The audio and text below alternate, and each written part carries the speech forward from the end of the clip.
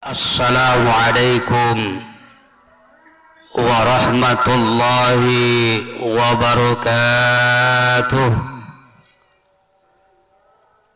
Allahu Akbar, Allahu Akbar, Allahu Akbar, Allahu Akbar, Allahu Akbar, Allahu Akbar, Allahu Akbar, Allahu Akbar, Allahu Akbar, Allahu Akbar kabira, walhamdulillahi katsira, wa subhanallahi bukratan wa asila. La ilaha illallah wahdah, sadaqa wa'dah, wa nasara 'abdah, wa a'azza jundahu wa hazamal ahzaba wahdah.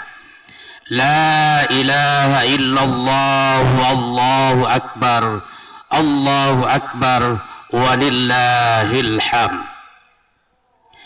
Alhamdulillah, wassalatu wassalamu ala rasulillah wa ala alihi wa sahbihi wa mawalah. Ashhadu an la ilaha illallah wahdahu la syarika lah, wa ashhadu anna Muhammadan abduhu wa rasuluhu la nabiyya ba'dah. Allahumma salli ala Muhammadin wa ala alihi wa sahbihi ajma'in, amma ba'du. Qala Allah ta'ala fi kitabihil karim, a'udzu billahi minasy syaithanir rajim. Bismillahirrahmanirrahim. Ya ayyuhalladzina amanu taqullaha haqqa tuqatih wa la tamutunna illa wa antum muslimun. Wa qala ta'ala aidan, a'udzu billahi minasy syaithanir rajim. Bismillahirrahmanirrahim. Inna a'tainakal kautsar fasalli li rabbika wanhar, inna syani'aka huwal abtar. Shadaqallahul azim. Sebelumnya kami himbau, salat Idul Adha dengan khutbah Idul Adha adalah sebuah rangkaian yang merupakan sebuah rukun antara salat dan khutbah. Jadi tidak bisa dipisahkan. Jadi itu artinya ketika habis salat maka terlarang untuk meninggalkan tempat sebelum khutbah diselesaikan. Puji syukur kita kepada Allah Subhanahu wa ta'ala, di tengah-tengah umat Islam yang berbeda dalam melaksanakan sholat Idul Adha di tahun 1445, maka kita Allah Subhanahu wa ta'ala izinkan kepada kita semua untuk melaksanakan sholat Idul Adha di tahun 1445 ini di tanggal 17 Juni 2024. Kita berharap perbedaan ini tidak memunculkan gesekan, tidak memunculkan perseteruan, bahkan caci maki dan hujatan dan lain. Nilai puasa Arafah adalah hukumnya sunnah.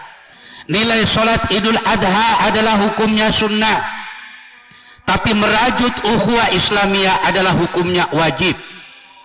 Itu artinya apapun perbedaan di tengah-tengah kita umat Islam, maka tidak boleh menjadikan kita berpecah belah. Bahkan perbedaan itu mestinya menjadi sebuah tonggak pengikat sebagai bagian daripada pengokoh ukhuwah Islamiyah. Rasulullah sallallahu alaihi wasallam bersabda, al-ikhtilafu ummati rahmatun. Perbedaan di antara umatku itu adalah merupakan rahmat dari Allah Subhanahu wa ta'ala. Maka kita berharap sekali lagi perbedaan yang kemarin ada yang melaksanakan sholat Idul Adha, maka kita patut hargai dan kita hormati. Tapi hari ini tatkala kita berada di lapangan melaksanakan sholat Idul Adha, maka mereka juga harus menghargai dan menghormati apa yang menjadi pegangan dan keyakinan kita semua, bahwa sholat Idul Adha dilaksanakan pada tanggal 17 Juni 2024. ketika kita saling menghargai dan menghormati, apapun itu pendapatnya, apapun itu dalilnya, tatkala dalil itu sudah dikemukakan, maka sebagai orang yang awam, sebagai orang yang tidak punya kemampuan dan kapasitas keilmuan, maka sami'na wa ata'na. Kita punya pemerintah, kita punya Muhammadiyah, kita punya ormas-ormas Islam yang mensepakati bahwa salat Idul Adha itu dilaksanakan tanggal 17 Juni 2024. Adapun saudara-saudara kita yang melaksanakan salat Idul Adha kemarin berkiblat kepada Saudi Arabia bertepatan dengan tanggal 16 Juni 2024, kita tidak akan pernah ganggu, kita tidak akan pernah berkomentar, dan kita seyogyanya berdiam diri menghargai dan menghormati perbedaan itu. Tatkala kita usik dengan perbedaan itu dan itu hukumnya sunnah, ada yang paling terpenting para jemaah dan saudara-saudara semua. Saudara-saudara kita saat ini di Palestina butuh dukungan moral dan doa kepada kita. Saudara-saudara kita yang ada di Palestina, di jalur Gaza, pada umumnya mereka mengalami jenuis, yang mengalami pembunuhan secara massal yang itu dilakukan oleh Zionis laknatullah, negara Israel, orang-orang Israel laknatullah. Maka kalau kita berpolemik dengan sesuatu yang sunnah, mengapa kita tidak berpolemik dengan yang namanya Palestina? Kita berdiam diri, acu tak acu terhadap urusan Palestina, padahal mereka adalah saudara-saudara kita, saudara-saudara seiman dan seagama. Kalaulah ada di antara kita berpandangan bahwa itu adalah urusan negara tetangga, urusan negara Palestina, tapi minimal ada sisi kemanusiaan yang perlu kita pahami dan perlu kita sadari bahwa mereka juga adalah manusia sama seperti kita. Bahkan mereka juga satu akidah, satu iman dan satu agama dengan kita. Tetapi fakta sejarah para jemaah bahwa Palestina tidak bisa dipisahkan dengan umat Islam. Palestina tidak bisa dipisahkan dengan kita yang namanya umat Islam. Bahwa Palestina adalah merupakan satu alasan kiblat yang pertama umat Islam. Di Palestina ada Masjid Baitul Maqdis yang merupakan kiblat yang pertama umat Islam.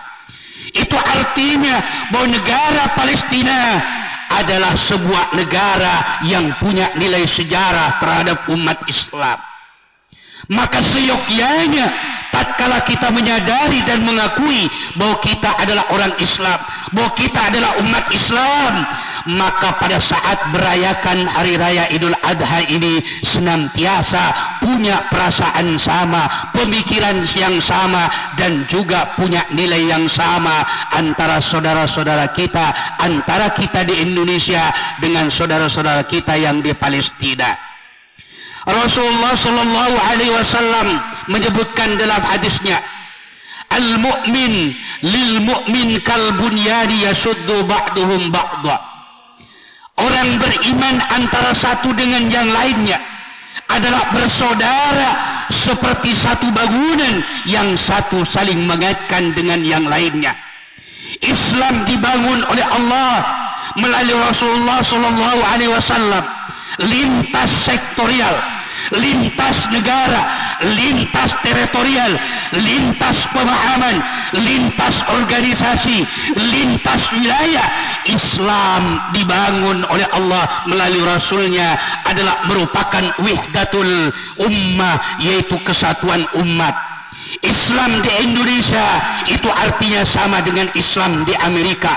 Islam di Amerika itu artinya sama dengan Islam di Ethiopia. Islam di Ethiopia itu sama Islam dengan di Arab Saudi.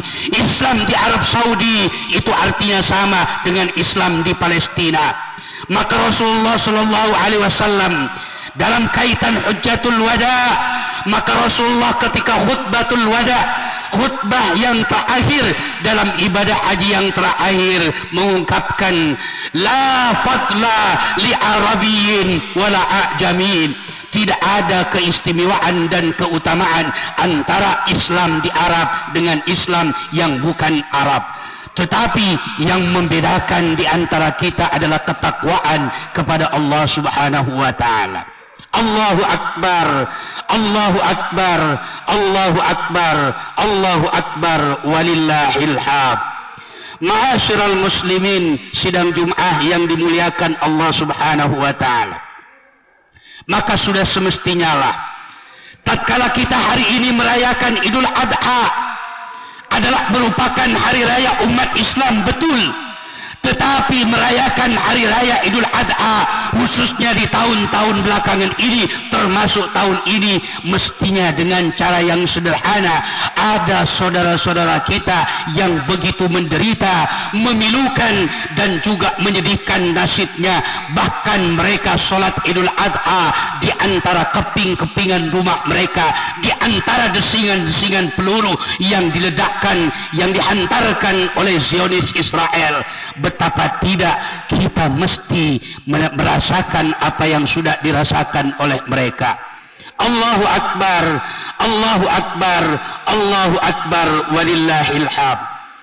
Ketika kita berkorban, menyembelih satu ekor sapi, menyembelih satu ekor kambing, mestinya apa yang sudah dirasakan oleh mereka juga dirasakan oleh kita. Tatkala kita memasak dagingnya, baik sapi maupun kambing, apakah kita sudah berpikir mereka sudah makan apa, mereka sudah minum apa, mereka pagi ini masak apa? Mereka senantiasa berjuang untuk memperoleh kehidupan mereka, memuliakan tanah air mereka, memuliakan tanah suci umat Islam, khususnya Masjid Al-Aqsa. Allahu Akbar, Allahu Akbar, Allahu Akbar, walillahil hamd. Khotib menyaksikan di televisi betapa sadisnya Zionis Israel itu. Di saat orang-orang kaum muslimin seluruh penjuru dunia berangkat beribadah haji ke tanah suci Mekah, berangkat mereka berbondong-bondong dari tanah air mereka, dari Indonesia, dari Amerika, dari Ethiopia, dari Arab Saudi itu sendiri, dari Malaysia, dari Filipina, Singapura dan lain-lain. Tetapi mereka saudara-saudara kita terlarang di bawah ancaman senjata-senjata, moncong-moncong senjata kaum Israel Zionis itu. Israel melarang agar supaya umat Islam yang ada di Palestina untuk tidak berangkat beribadah haji. Ini satu yang ironis. Negara-negara Islam begitu banyak, negara-negara Islam begitu besar, tapi untuk menghentikan agresi militer satu negara yang dinamakan Israel saja tidak mampu. Badan PBB, Perserikatan Bangsa-Bangsa, hanya omong doang untuk menekan bagaimana Israel menghentikan serangannya terhadap negara Palestina. Mereka seakan tidak berdaya, mereka seakan tidak mampu, mereka seakan berdiam seribu bahasa tatkala menyaksikan ribuan umat Islam, manusia dewasa dihancur leburkan, dibunuh, yang dengan istilah genoisa, pembunuhan secara massal. Anak-anak kecil, perempuan-perempuan dibunuh begitu saja tanpa berpikir bahwa mereka juga manusia seperti mereka Israel itu juga. Allahu Akbar, Allahu Akbar, Allahu Akbar, walillahil hamd. Maka oleh karena itu, di saat kita merayakan hari raya Idul Adha ini, mari kita ingat juga terhadap nasib saudara-saudara kita yang ada di Palestina. Bagaimana kondisi ke depan? Khotib sangat sederhana menyatakan, tatkala kita punya kemauan umat Islam, maka teramat kecil negara Zionis Israel itu akan dihancurkan. Kita punya negara Iran, kita punya negara Irak, kita punya negara Sudan, kita punya negara Yordan, kita punya negara Arab Saudi, kita punya negara Indonesia yang begitu canggih, berbagai macam senjata dan militernya. Bahkan negara-negara yang tergabung dalam Perserikatan Bangsa-Bangsa, mereka punya persenjataan, mereka punya militer yang begitu canggih. Tapi mengapa sampai hari ini bangsa Israel laknatullah itu tidak akan pernah, seakan-akan tidak akan pernah menghentikan genocida, pembunuhan secara massal terhadap negara Palestina atau saudara-saudara kita yang di Gaza.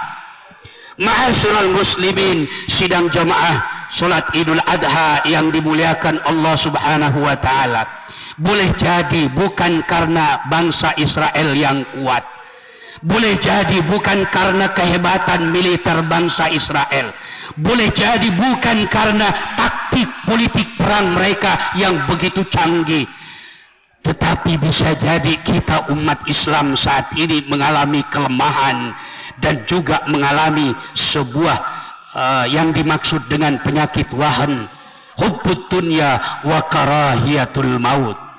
Andaikan hari ini ada undangan dari negara Palestina, kita bangsa Indonesia, khususnya bangsa Indonesia, umat Islam yang ada di bangsa Indonesia ini disuruh dan diperintahkan, diminta untuk berangkat ke Palestina, maka kalau ada iman di hati kita, ada iman di dada kita, maka tidak peduli siapapun kita, maka kita akan berangkat berjihad di medan perang melawan Zionis Israel.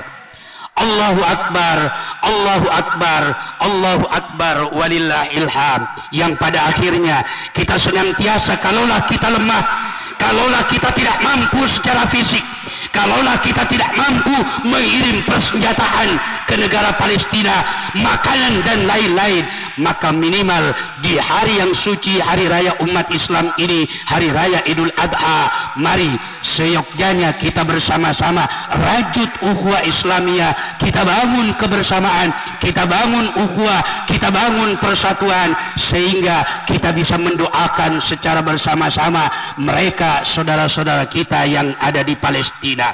Semoga dengan doa yang kita kirimkan, Allah Subhanahu wa taala memberikan pertolongan kepada mereka sehingga mereka mendapatkan kemenangan tatkala mereka melawan kaum Zionis Israel. Sebuah tulisan di tengah-tengah kawasan base camp para pengungsi saudara-saudara kita di Palestina tertulis, idana biintisarin Gaza. Ada pernyataan yang begitu memilukan. Id kami, hari raya kami adalah tatkala masyarakat di Gaza, tatkala Gaza mendapatkan kemenangan dari kaum Zionis Israel. Itulah yang dimaksud dengan hari raya Id bagi mereka. Idana biintisarin Gaza. Bagi kami hari raya adalah tatkala kemenangan diberikan oleh Allah kepada mereka orang-orang Gaza. Allahu Akbar, Allahu Akbar, Allahu Akbar, walillahil hamd. Salah satu hikmah tatkala kita diperintahkan untuk berkorban adalah bahwa kita ingin mengikis rasa pelit, rasa medit, rasa kikir di antara kita. Dan Rasulullah Shallallahu Alaihi Wasallam menyatakan dalam hadisnya bahwa tatkala ada orang yang diberikan kemampuan kemudian tidak memotong satu ekor kambing ataupun korban, maka mereka terlarang untuk menempati tempat sholat-sholat umat Islam. Itu artinya bagi orang yang punya kemampuan, bagi orang yang punya harta kekayaan berlimpah, berlebih, tatkala di hari raya Idul Adha tidak mampu atau tidak punya kemampuan, sengaja tidak punya kemampuan untuk memotong hewan kurban, maka mereka hakikatnya sholat mereka senantiasa tertolak dan tidak diterima oleh Allah Subhanahu wa taala. Allahu Akbar, Allahu Akbar, Allahu Akbar, walillahil hamd. Maka sifat medit dan bakhil inilah yang harus kita singkirkan dari diri kita. kalaulah kita punya kemampuan berbagi terhadap saudara-saudara kita. Kalaulah tidak punya kemampuan, maka cukup dengan berdoa kepada Allah Subhanahu wa taala. Semoga di tahun yang akan datang Allah berikan kemampuan sama seperti saudara-saudara kita. Bismillahirrahmanirrahim. Allahumma salli ala Muhammadin wa ala alihi wa sahbihi ajma'in. Hamdan syakirin, hamdan na'imin, hamdan yuafi ni'amahu wa yukafi mazidah. Ya Rabbana lakal hamdu kama yanbaghi li jalali wajhikal karimi wa 'azimi sultanik. Allahumma aftah lana hikmataka wansur alaina min khazain rahmatika ya arhamar rahimin.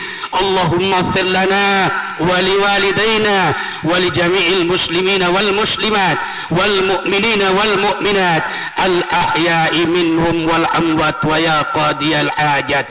Allahumma rabbana taqabbal minna salatana wa siyamana wa qiyamana wa ruku'ana wa sujudana wa tammim taksirana ya Allah ya rabbal alamin.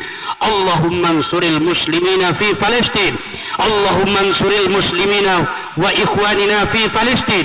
Allahumma ansuril muslimina wal mujahidina fi Palestin. Allahumma ansuril muslimina fi kulli makan khususan fi Indonesia. Allahumma rabbana taqabbal minna innaka antas samiul alim wa tub alaina innaka antat tawwabur rahim. Rabbana atina fid dunya hasanah wa fil akhirati hasanah wa qina adzaban nar. Ibadallah, inna Allah ya'muru bil adli wal ihsan wa ita'i dzil qurba wa yanha 'anil fahsya'i wal munkar wa la dzikrullahi akbar. Assalamualaikum warahmatullahi wabarakatuh.